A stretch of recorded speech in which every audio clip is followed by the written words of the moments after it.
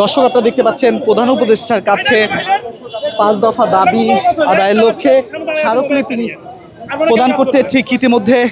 8 দলীয় জোটের যারা নেতৃবৃন্দ রয়েছেন তারা ঠিক এই মুহূর্তে পায়ে হেঁটে যমুনার অভিমুখে যাচ্ছে। সেই চিত্রকে আপনারা দেখতে পাচ্ছেন কালের কণ্ঠে। দর্শক, তারা যে তাদের যে দাবি, সেই দাবির প্রেক্ষিতে আগামী নির্বাচনে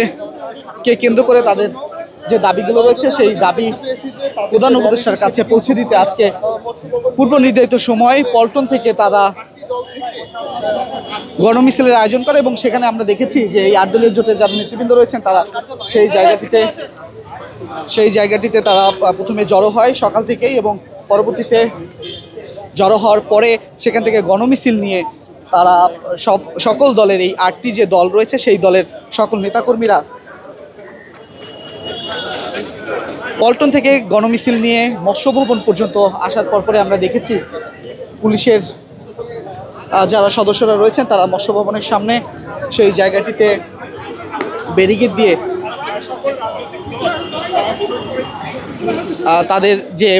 মিছিলটি রয়েছে সেখানে রোধ করে এবং পরবর্তীতে পুলিশের ঊর্ধ্বতন একমাত্র স্মার্ট সিটি বসুন্ধরা, আধুনিকতায় এক ধাপ এগিয়ে। কর্মকর্তা যারা রয়েছেন তাদের সাথে কথা বলে আমরা দেখেছি তারা তাদের যে প্রতিনিধি দল এই 8 দলীয় জোটের ইসলামিক যে 8 দলীয় জোট রয়েছে তারা পুলিশের ঊর্ধ্বতন কর্মকর্তাদের সাথে কথা বলে প্রধান উপদেষ্টার বাসভবন যমুনার অভিমুখে যাচ্ছে এবং আমরা দেখেছি যে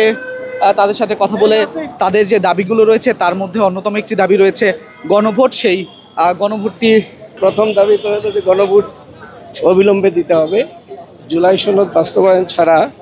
আমাদের এই যে আন্দোলনের যে সুফল এটা জাতি কখনো পাবে না। এইটার আইনি ভিত্তি আদেশ জারি করতে হবে, লেভেল প্লেইং ফিল্ড তৈরি করতে হবে এবং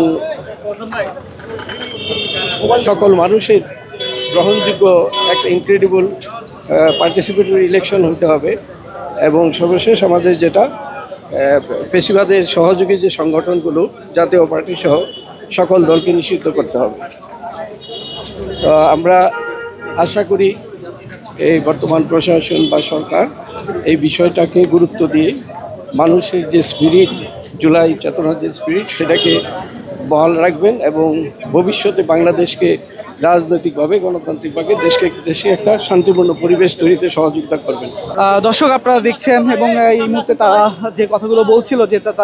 তাদের দাবির প্রেক্ষিতে সেই বিষয়গুলো আমরা তুলে ধরছিলাম কালের কণ্ঠের। সঙ্গে ছিলাম আমি মোহাম্মদ রায়হান হোসেন, সঙ্গে আছে আমি মোহাম্মদ রায়হান হোসেন।